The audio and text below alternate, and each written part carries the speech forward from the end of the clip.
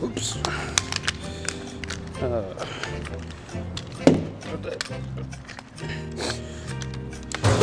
Oops. Oh, man.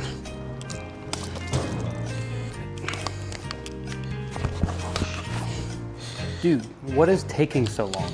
Sorry, I'm just trying to get set up. It's impossible to find good help these days. Okay, I'm ready.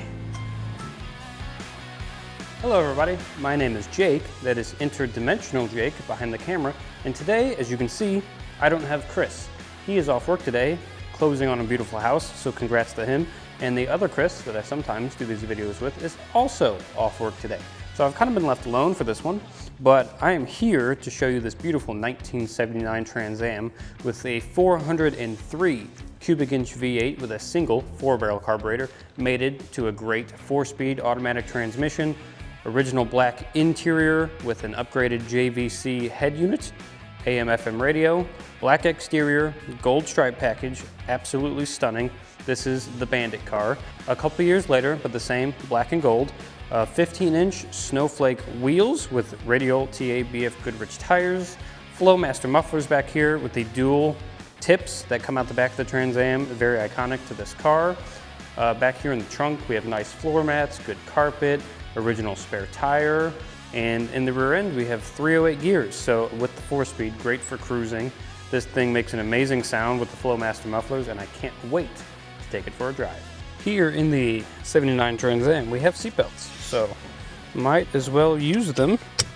Safety first, everybody. And I know cloth seats are sometimes seen as a lower option than leather, but I tell you what, they're kind of slept on because these are the comfiest seats I think I've ever sat in. So let's give this a crank and see what it does. Fires right up. First crank. I hadn't had it running in like an hour either, so it's not warm or anything like that. I've had it parked in here for pictures for a while. The JVC head unit just turned on. Great, blue lights and everything, super cool looking. We have our voltage meter, our fuel gauge, and then we have oil pressure and coolant temp there in the middle, our speedometer to the right, and our tach to the left. And even the clock is ticking right now, so everything right now absolutely works. This is actually a really nice car, so why don't we take it for a little ride? The only thing this doesn't have that I can really see is automatic windows, but I mean, if you have functioning arms, crank windows are fine. Nothing wrong with them at all, and they don't break, and you don't have to replace switches and stuff like you do with automatic windows. So really, I see that as a positive, not a negative.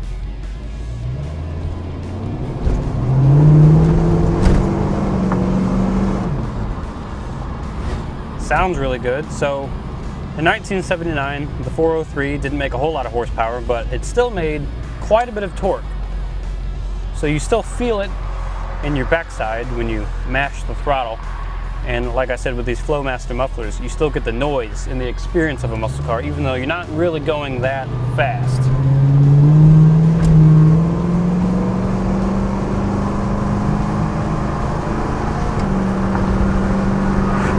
I still feel like the Bandit. I don't care if this is a couple years newer than the Bandit car, and some people don't like how these look. They think they got slightly uglier as the years went on, but I don't have a problem with it. I think if you put the black and gold Bandit stripe package on a car, I'm gonna like it. It really doesn't matter to me. And boy, this drives incredible, actually.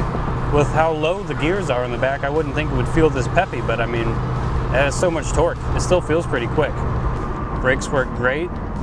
Stops in a straight line.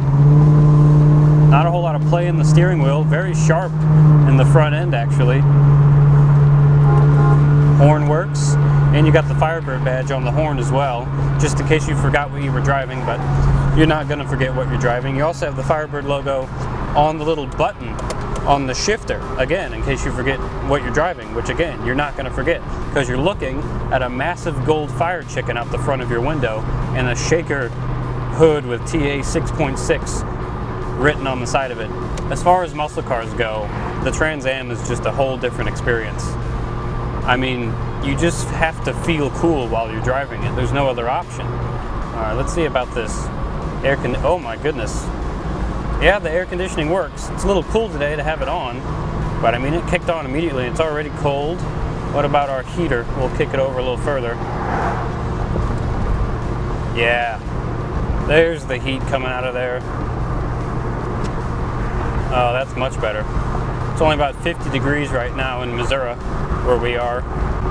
So the heater feels kind of nice, and it's nice that both of them work. And like I said, I can't turn the radio on for copyright reasons. It's probably playing music that's going to get us demonetized, but it does work very well, and the speakers sound really good in this thing, so I could totally see myself just cruising across the country on the highway, bombing across some back roads with the radio blaring, that Flowmaster exhaust singing behind me.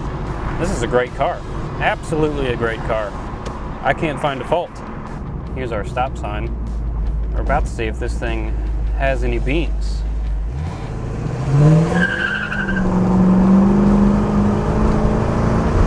Well, it has enough beams to get the tires spinning a little bit. There's that torque kicking in, like I was saying.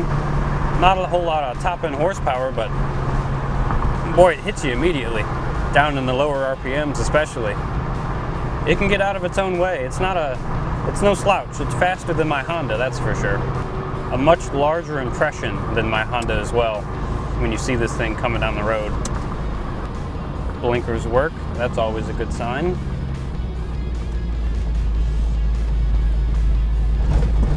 And here we are in Chris and I's normal spot for our famed good old-fashioned startup.